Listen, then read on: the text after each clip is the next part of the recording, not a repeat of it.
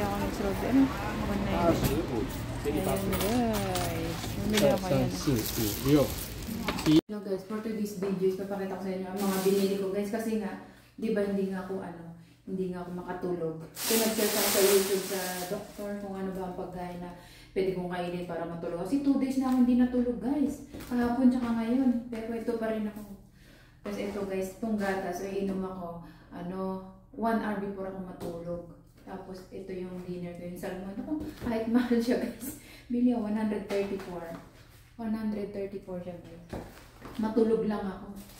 Tapos ito is 199. Sinerch ko rin guys, ito yung kakainin ko, yung ito. Yan guys. Oh, sarap niyan guys. Oh. Tapos, itong kiwi. Ayan, ito kiwi. Magkano binili ko sa kiwi para 100. Ano yata ito? 169. 169 yan guys. Matulog lang ako guys. Mamayang gabi kung hindi pa ako makatulog. Bigti na.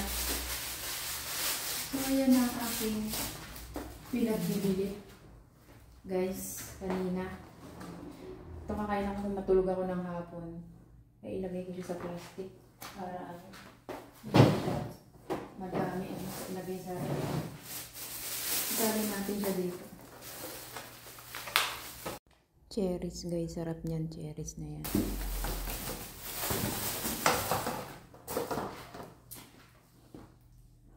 Wala ko nagdali ang so yan ang aking bibili para kung matulog ako. Mamaya dinner. Wala nang masama, diba? So nag-search ako.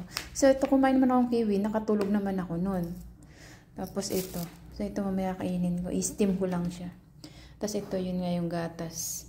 Dapat mainit inumin sa gabi before matulog.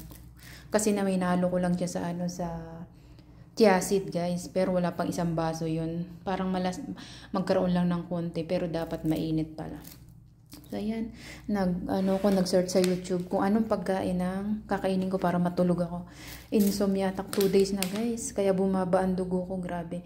Tapos kaysa inom ako ng gamot na na sleeping pills, much better na kumain na lang ako nung try natin to kung talaga matutulog ako mamaya.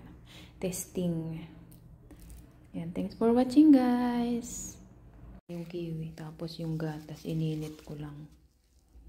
Ayan siya guys.